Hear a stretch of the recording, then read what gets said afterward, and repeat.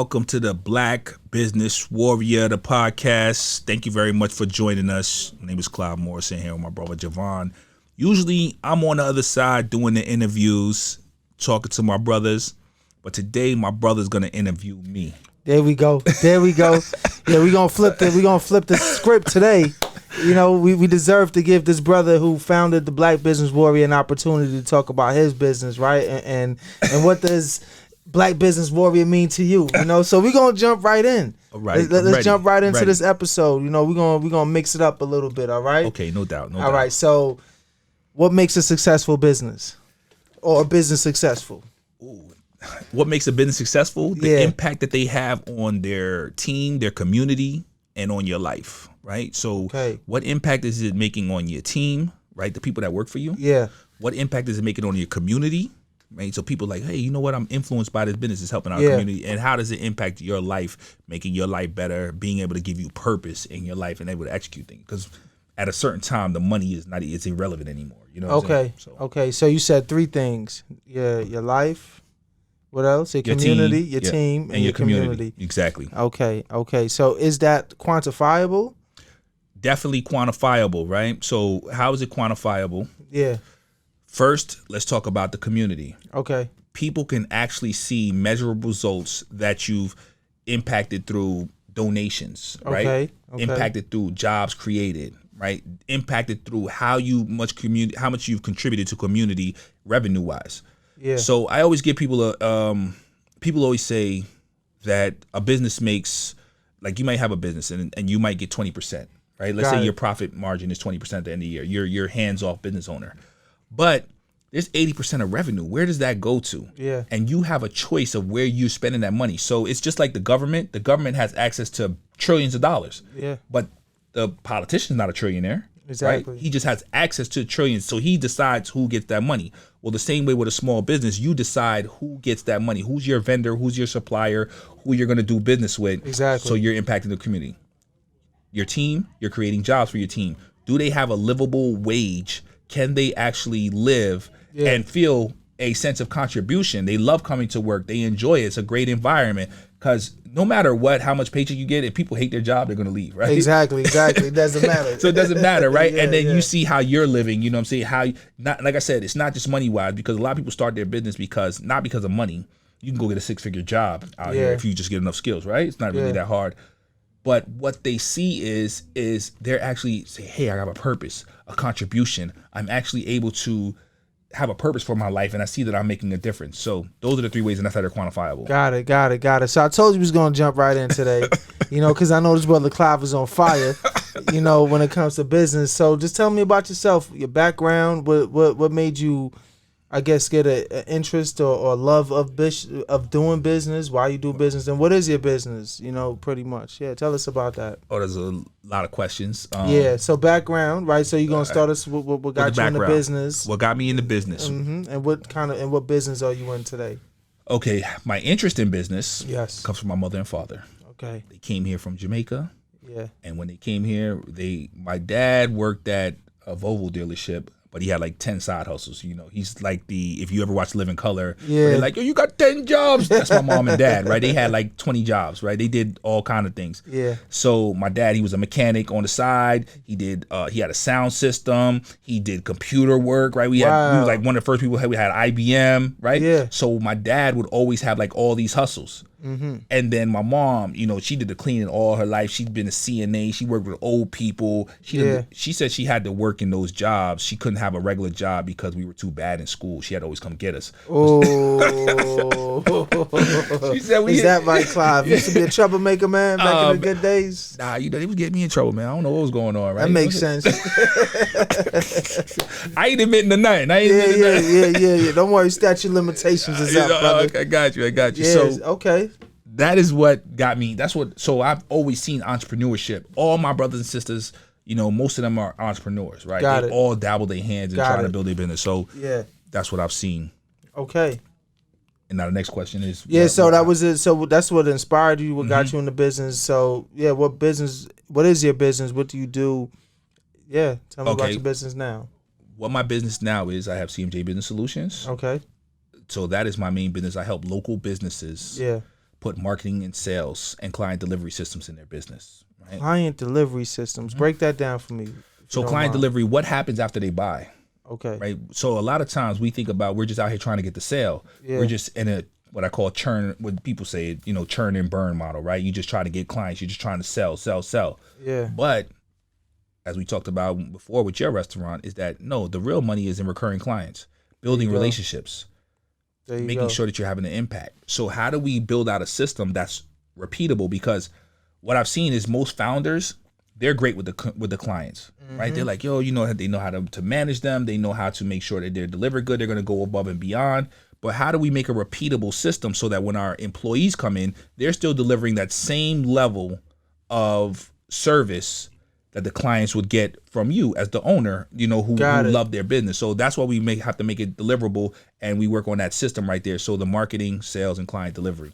So why is it so important to create a system around that? Like, why you say a person should hire your company and invest in that aspect? Because a lot of times when it comes to business, small businesses, right, they have so many disposable dollars that they can say, okay, I should put my money into this, right?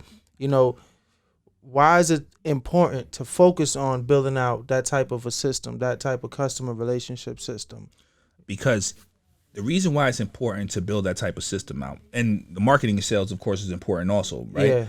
Yeah. But I always go in and tell people, hey, let's work on your client delivery system first before we even work on the marketing and sales, because we want to make sure when people come in your front house and your door, it's clean and nice and warm and comfortable, right? They want to stay here, right? They're like, oh, I want to come back. Absolutely, yeah. So it's important because when you have that system, it's a lot of money to market. Google costs, Facebook ads, whatever you're running, right? It's a lot of money. So once you get a client and you keep them, it doesn't cost you any money anymore. Okay. Every time they come back, it's free marketing. Yeah. And then on top of that, they're marketing for you. It's cheaper to keep her, It's cheaper to keep her. I didn't want to say it, but you said it, so I'm gonna just say I'm let you get it. I'm following him. No, I got you. No, that's amazing, bro. Because the way I look at it, from our business, we call it a customer lifetime value. Yeah. So we place a actual number or value on that client customer. Is it someone that's just passing by, heard about us through Google, and they just gonna stop in, right? But what about that customer that's up the street that their friend told them about that, about the restaurant, and now they come in, right? And now like we have a better opportunity to not just sell to them, but keep coming, repeat customers, right? So that's the most important thing, man. I love that, man. I love that. Definitely. I love that you brought the numbers up, because we actually look at that, right? So a customer might sell, in the cleaning business, right? Yeah. And that's my foundation, right? There we go. That's still alive to the day. But in the cleaning business, we took with the number with our lifetime value of a customer, right? We said, okay, it's $5,438, right? And that's based on an average cleaning of, it was $148, and then over bi-weekly going through the year, right? So we went through all the numbers. But that allowed us to understand how much we're willing to spend to get a customer, acquire them, and make sure we give great services. There we go. Right? Because we want to make sure what's our break-even number, and to make sure that we're keeping those clients. So we're like, okay, we can spend $500-$600 on a client to make them good, because we know that if we make sure that we're keeping them the long term, it's going to be good. That allows you to say, hey, people get mad about $25 for a client to get a lead, or $25. But if you understand how much they can spend, if somebody comes in there, I've spent a lot of money in your restaurant. Yeah.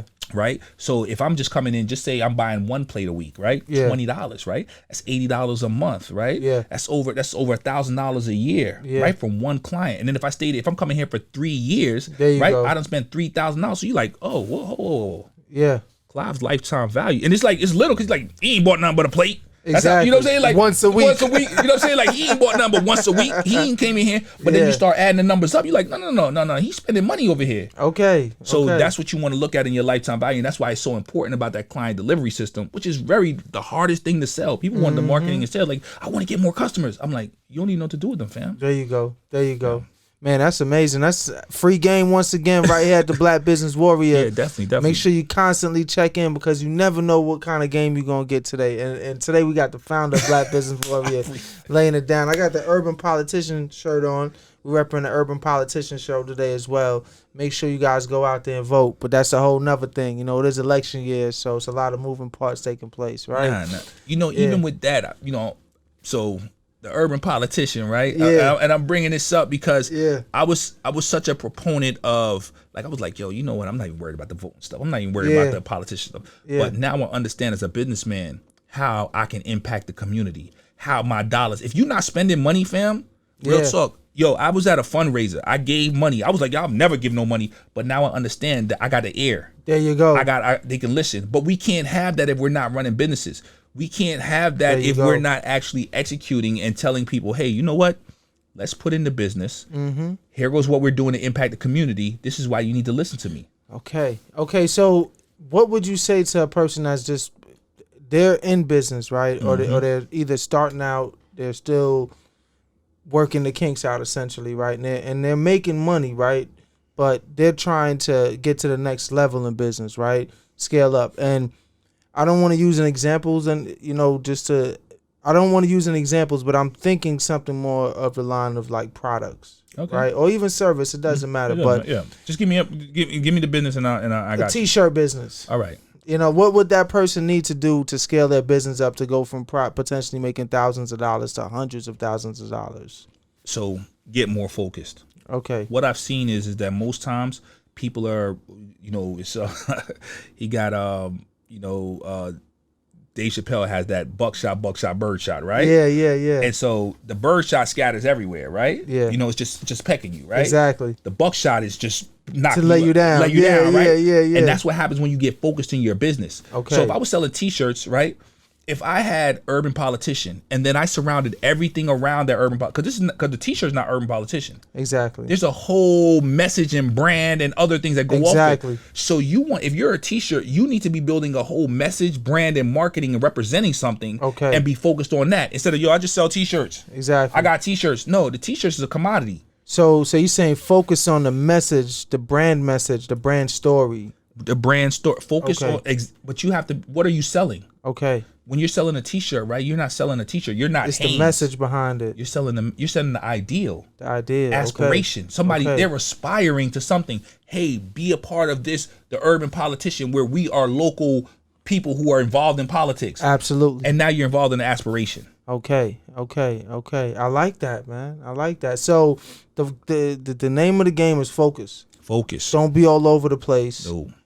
And double down and focus on your messaging for your business, essentially. Your messaging comes right back from people sell 30 products. Yeah. Just be the best right here. Get one line of revenue. Yeah. People think because they're making money that they're like, y'all making money. And that's, you know what the hardest person to sell to? Is people who are already making money. Yeah. Because they're like, yo, why do I'm making money? But they don't understand there's a better way. Yes. It's always like good, better, best, right? Good, better, best. Okay. We run a cleaning business, right? Let me tell you what I had to. So when I first started, did everything. How many years now? How many years in? Got 4 years in the game. 4 years. Okay, 4 years cool. And that's. But we're gonna get to the other part of the story, right? But I got 4 years in the game, right? Yes. You know what I'm saying? Yes. So when I first started, just for the first year, we were doing everything: commercial, residential, restaurants. We didn't care what it was, right? We was like, yo, you want us to clean? We'll come clean. But you know what happened? We weren't great at everything, because what happened was we were good. But we weren't great. Got it. Because the team couldn't focus on one thing. Yeah. Every day I'm narrowing down how we run this business. What do you get on a deep clean? What's extra on there? How much are we paying the cleaners? Because we're focusing on that one subject of understanding how we're delivering the service. How do we get better at delivering it? Because we don't want to get stuck in the price competition, because you can go get a cleaner down the street. Exactly. You can go get a $5 cleaner down the street. But how do we make sure that we know that people say, yo, you know what? When they come here, it's been amazing. Yes. That takes from the time they call in, the time it gets delivered, till after the service. Got it. Then when we want them to repeat customers. Yeah. How do we make sure that excellent, so they don't never leave. Top to bottom. So, but we couldn't do that if we were like, all right, we're gonna do the commercial. People have a different need. Yeah, there's OSHA guidelines and things of that nature. But exactly. You have to know different things because you want to come in and be the solution for them, right? Absolutely. Exactly. So that's what the biggest thing is, I think. So if you have a product, that's a service. But if you have a product, if I was selling, say I was selling shea butter, right? Yeah. Around the shea butter would be the messaging. How do I deliver it? How do I make sure that they're informed? Why is the best shea butter? What are they getting with it? Hey, you know what? Let me give you the packet on how to apply it. There we go. There we go. Once you give people all of these things and you give them more information on how to use the product, how this product is not just better, but how they can use it, makes their life better. Okay. They don't care about the cleaning is better. They want to know, how does this cleaning make their life better? How does this shea butter make their life better? How does this mic make my life better? Yeah. That's what they want to know. Yeah. Ooh. Game, baby. Man, this is game, man. Tell them how they can reach you though. Like, let the people know exactly where they can reach you at. How they could because I'm sure those business owners, the black business warriors that see this podcast and listen to what you're saying, they're automatically reflecting on their business and finding ways how can they get better, right? Definitely. And the first thing is to understand that, what they say, like Alcoholics Anonymous, you got to know there's a problem, right? There's a problem first. And then acknowledge it, right? Mm-hmm. Like, hey, I can be better. I can do this better, right? And what my brother is saying is essentially that you have to focus first and foremost on that messaging, and then on top of that you got to build around that messaging and just get more narrow, right? Get more niche and more focused, essentially, so you could deliver that product better or that service better to that customer. So let me tell you how, even going back to that foundation, right? Yeah. It affects everything, because if you don't have that foundation, right, how can you hire? Because when you go hire somebody, how can they're like, oh, we do commercial, and they have to learn 1,000 things. Right? They have to make it up. The more you have to make up, the harder it is. How do you go out here and you build a team? How do you go out here and explain to employees who want to come work for you? Okay. Right? They're like, what do you guys do? Well, we looking for a commercial cleaner, we looking for a residential cleaner, we looking for somebody. And then when you come on, you can't onboard them, right? Because now they go to a house, they're like, okay, this is one type of cleaning, right? So now it's the same thing with products. If I'm here and I have to learn all of these products, say I'm customer service. Yeah. And they're like, what's up with the shea butter? What's up with the nail clippers? Yeah. You know what I'm saying? What's up with the brush? Yeah. So people ask you like, product knowledge is like half the battle, half the battle. Yeah. You got to sell the product. You got to sell it because people got to know what they trying to get. Exactly. Just think about those old infomercials. They did a 30-minute infomercial on one product. You know what I'm saying? Like, people don't even an hour on one product. One product, telling you how to use it, what it's good for, how it's gonna make your life better. They ain't talking 8 products. The family got one product. What's the guy named Willie Mays or something like that? He used to have them OxyClean commercials, like just legendary.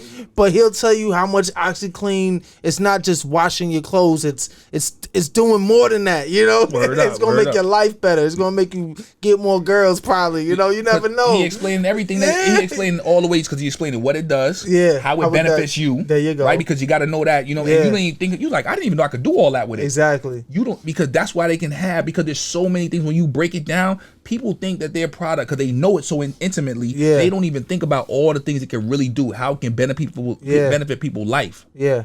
That's what you want to think about. How does it benefit people's life? So, Clive, man, I'm going to ask you a question. Mm-hmm. What would you say is your number one motivator in business? Like, what makes you get up every day and say, I want to do business. This is what I want to do, as opposed to getting that 6-figure job? Liberation of black people. I say.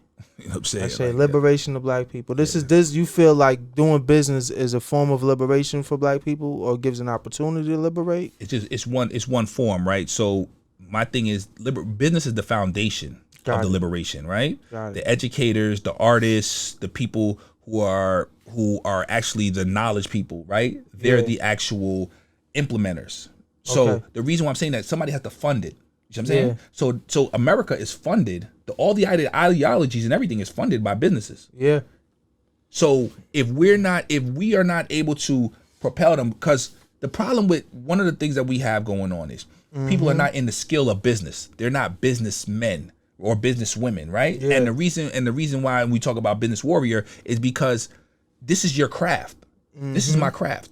Now, my thing with the craft is to be able to help the elders, help the people who have the knowledge to get on and say, hey, because they don't want to do marketing. Exactly. They don't want to do sales. They don't want to hire. That's not their thing. They want to get on a platform and be able to spit the knowledge that they have. Yeah. Yeah. But they don't know how to deliver that. So we have to be able to come in, and it can't be a money thing. That's why I said when you get to a certain figure, it's not about money anymore. There you go. Because now it's like, yo, I can take my skills and be able to contribute to others and say, yo, look, let me help you get on your platform. Okay. Let me help you get to where you can be able to get the message out, because this is what we need if we're going to build communities. We have to have brothers and sisters who can be able to talk and teach and without having to worry about money. Just think about this. Martin Luther King didn't need money. Yeah. He didn't have to work. Malcolm X didn't have to work. Right? Yeah. But they were working, you know what I'm saying? Well, they got paid off their speeches, going around and But I'm saying, but people, but they didn't handle, but they weren't the ones that had to handle all of that. Not at all. They just showed up. They just showed up and did their thing. That's what I'm saying. They just showed up and did their thing. Yeah. But I'm saying, but that's the whole point, though. I can't make, even if I say, hey, yo, brother, it's not about funding it. It's about now I can put you in a position where your knowledge can get money. There you go. Right, where you can be able. So it's all a cycle. We have to get into a space where we don't have to produce. Where we don't have to worry about anybody. We can produce everything we need. So I would say Dr. Claude Anderson in the book Powernomics, he talks about vertical integration. Yep. So it's like, as opposed to creating a business similar to another man's business, find a way to support his business by creating a product or service to pretty much go up that supply chain or that value chain and find a way to support that business. So you create a business for the business, essentially, to support that business, and in turn he's supporting you and your family and et cetera, et cetera. That's the only way that we're going to win, because a lot of times we want to do the same business. We want to do easy business, right? So talking about that supply chain and moving it up vertically, talked to one of my brothers was talking about it, and way that people did it is everybody wants, you have to be the producer. Yeah. They've relegated us to consumer. Got it. Right? We don't produce cars. Right? Yeah. You know what I'm saying? Like we consume them. But we consume them, though, right? We buy them, right? We have to get into the area. They're understanding that, hey, producing is what is actually the key to wealth. There you go. But this is why we go back to the conversation of being connected to Africa, because Africa has all the resources. Yeah. And we have to, so there's always a debate about, hey, should we go back to Africa? Should we stay here? Some people are like, hey, I'm native. And I said, all right, that's an argument for everybody else. Yeah. My argument is, we need both. Yeah. Nobody is abandoning America. No other culture is abandoning Africa, right? It's like the Chinese are like, yo, look, we in Africa and we in China, America and America and Jamaica, everywhere. So we got the Chinese. So China's running out of resources, right? So they don't have the resource that Africa has. Yeah. This is why they're in Africa. So what they did, they sent all their people out. They got people everywhere. They got Chinatown, all these places. Then they went to Africa. So first they had cheap labor. So they started producing the cheap labor, and they were producing goods, right? They were knocking off all the goods everywhere, right? So they were producing them cheaper. But now they're at a point where the economy, the people are getting more money, they're more wealthy, so they don't work for the same dollar that they did before. So they had to go to Africa where they can get it cheaper. So they get the resources. Yeah. But because they control what's produced there, they sell them back to the people. Back to the Chinese. Okay. And then the Chinese sell them to the people. If you go to Jamaica, you already know how this is in Jamaica. They can't get it because they can't sell what the Chinese are selling. They're like, Chinese got it locked up. Why you don't buy from Jamaicans? Can't. Exactly. They don't produce. Why you don't buy here, right? They're like, here, right? Why don't you buy here in America from black people? Yeah. They don't have the connection. Exactly. They don't have to. They're not in the manufacturing production of hair. Exactly. Even though we buy it. Even though we buy it. Same thing. I saw something with West Africa where the cocoa plant, essentially like chocolate. Chocolate, yeah. Right? The cocoa pods.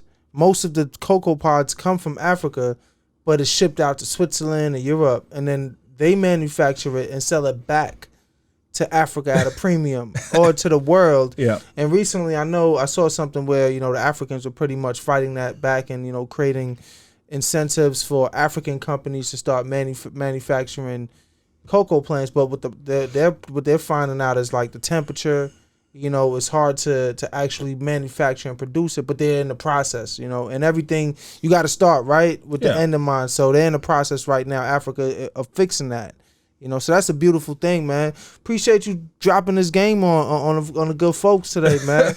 You know, that's my main thing. You know what I'm saying? Like I said, because this channel, is to bring on people that are in business, right? You know, I always tell people I don't know everything. You know what I'm saying? Yeah. We're all in here together, and it's all common knowledge. So my goal is to bring people together and to actually, hey, how did you get in business? What are your major success? And what I look at is not to, because what I've learned is there's a theme. So what I look at is not to like one person is going to tell you everything and have all the knowledge. Exactly. But there's going to be a theme that runs through this whole podcast as you're hearing. What the levels of success? What made you be able to win? What do you think is to get money and the impact, and how do you do things? And I just believe if you just watch the podcast and you watch more interviews, you'll see the theme running through. There you go. So let me hear a fun fact about you, Clive. Let me get a fun fact, man.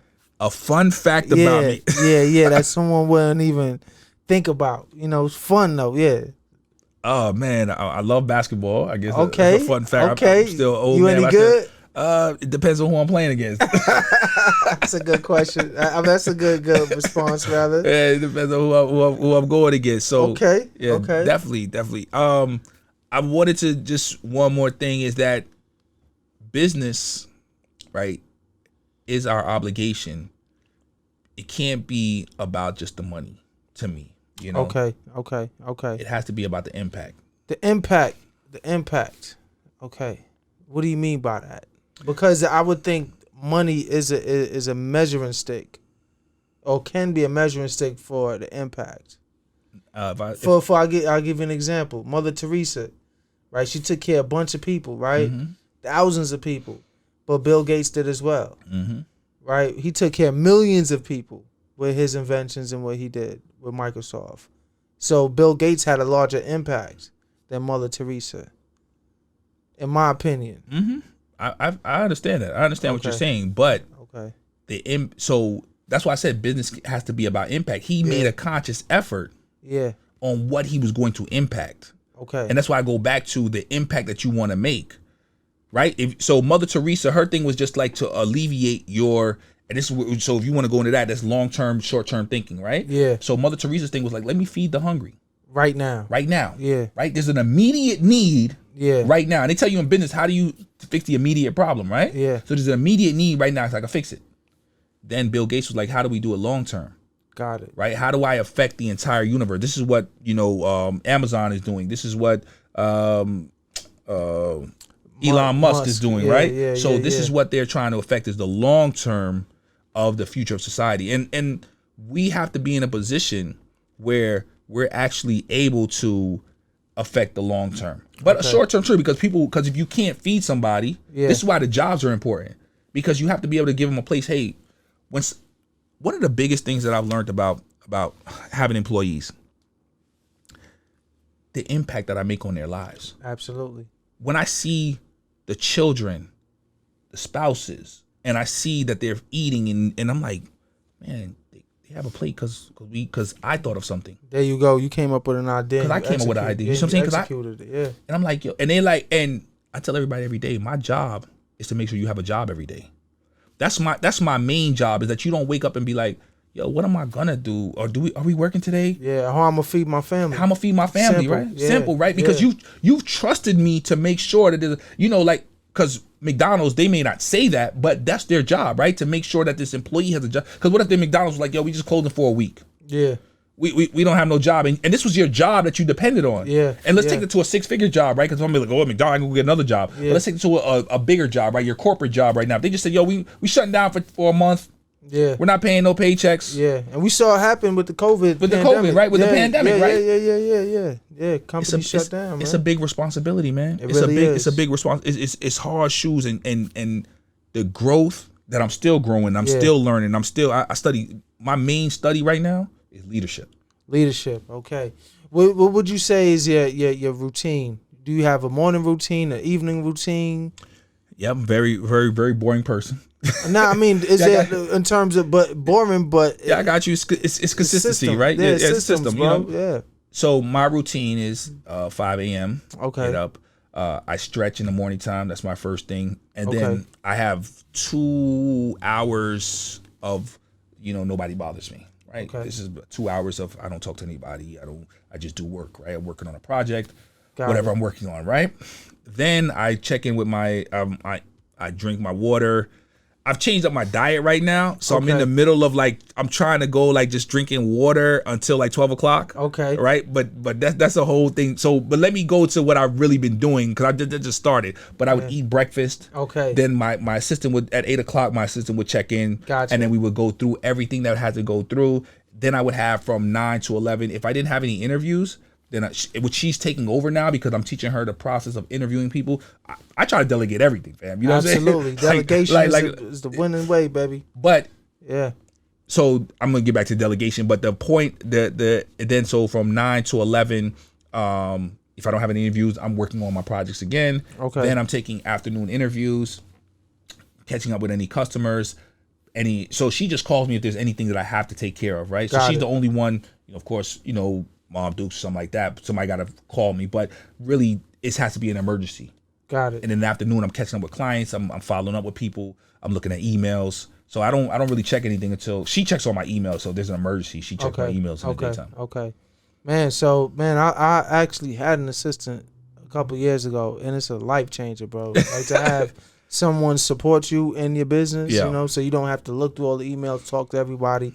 It definitely allows you to be more productive as an owner. Yeah. So I got a question for you. A couple more questions, then we could wrap it up. Future self, what do you see your business, the next 2 to 5 years? Next 2 to 5 years. Yeah. Like I said, my main business right now is CMJ Business Solutions. Gotcha. And my goal is so 5 years from now, I want to have 5,000 local small businesses making at least 500,000 in revenue. Got it. Right. So I want to be able to have, like, we have programs where I'm creating where I want to be able to 5 years, we have 5,000 businesses that are actually making 500,000 in revenue or more. Ooh. Right. Yeah. Gotcha. So, yeah. I mean, if you're making 10 to 15, if you're making 20%, that's average on a good business, right? Yeah. There's other businesses that make way more than that. And I'm talking about profit margin. That's Yeah. $100,000, right? Yeah, You know what I'm that's saying? great. That's great. You know what I'm saying? Like you're living good, right? So if we have, but let's just say you're getting that 20%, $100,000, $400,000. You have access and control of $400,000 of revenue. Who are you spending that on? Exactly. Who are you paying? Exactly. Where is that going to? So you're actually in control, even though you have $100,000 where you make it and pull it in, but you're controlling 400,000 extra that you're spending in the community. You're making an impact. So that's why the goal is $500,000 in revenue. Okay. For 5,000 companies. Okay. I believe that's possible. All right, let's do it. Last words. Okay. Last words. Go out there and sell something, man. Ooh. You know what I mean? Real talk. Don't be scared. You know what I'm saying? Because the feedback is going to teach you. There you go. Right? The feedback going to teach you. Go out there and sell something. Tell them what you got. Because if you don't believe in it, if you don't believe that you got something worthy for the market, this is what I think about sales, because that's the major hiccup. Because I deal with a lot of people in the conscious community, right? And the major hiccup is sales. They be like, I don't want to sell. I hate selling to people. I said, because you don't think what you got benefit people. Exactly. Go back to that part. How you supporting their life? How you making their life better? How you making their life better? You got to be thinking like, this right here is going to make your life better. Yeah. And if it's not, switch it up. And find something that is going to make the community life better. Exactly. Yeah. If you conning people, right? Yeah. You know what I'm saying? Yeah. If you don't believe what you got is going to make somebody's life better, and even in the littlest aspect, then you don't need to be selling it. There you go. That's it. That's the last word of the words. Any questions, Vinny? You got any questions? Now you good? Okay, cool. All right, we about to wrap it up. Another episode. Black Business Warrior. Y'all, of course, y'all can always catch us on Black Business Warrior. Y'all can catch us on all the platforms. There you go. And also, always remember, if you want to get in touch with because like I said, this is our platform for podcasting and just impacting. But CMJ Business Solutions is where you can contact me to be able to CMJ Business Solutions. If you want to contact me to help your business put in systems, there you go, and be able to execute your business as you should. Real quick, books. What books you recommend? Any books for people to read? Oh man, top 3 books. Let me get your top 3 business books, bro. E-Myth. Okay. Right? Business books. Yeah, Michael Gerber. All right, that was a good one. Let's go business books. E-Myth is good. Revisited. E-Myth Revisited. Traction. Traction is good. Profit First. Okay. Yeah, so those you're telling me you're saying 3 books off because I'll give you 5. I'll give you 5. Man, two more. Look, you got principle centered leadership. Okay. Right? Which is talking about leadership in your business, right? Yeah. I mean, this oh man. There's tons of books. There's tons of books, right? Yeah. Because I read all the right? Not every reader is a leader, but every leader is a reader, right? Oh, so bars, baby, bars. One more book. I got not bigger, but better. That book right there talks about not being a bigger company, because we like somebody like I'm scale. I gotta scale. That's a popular word, and I'm not saying you shouldn't scale. Yeah. I'm just saying though, sometimes you could be a small, because it's a lot when you got 100 employees. Yeah. Right? When you dealing with a whole bunch of people. So it's like, I just want to be better. Yeah. How can I make my company better and get more money out of this revenue? How can I make sure we're having the best company? And we're just small, and we just make sure, because everybody you hire on, you want to hire on and be like, our goal with our team is to pay them more.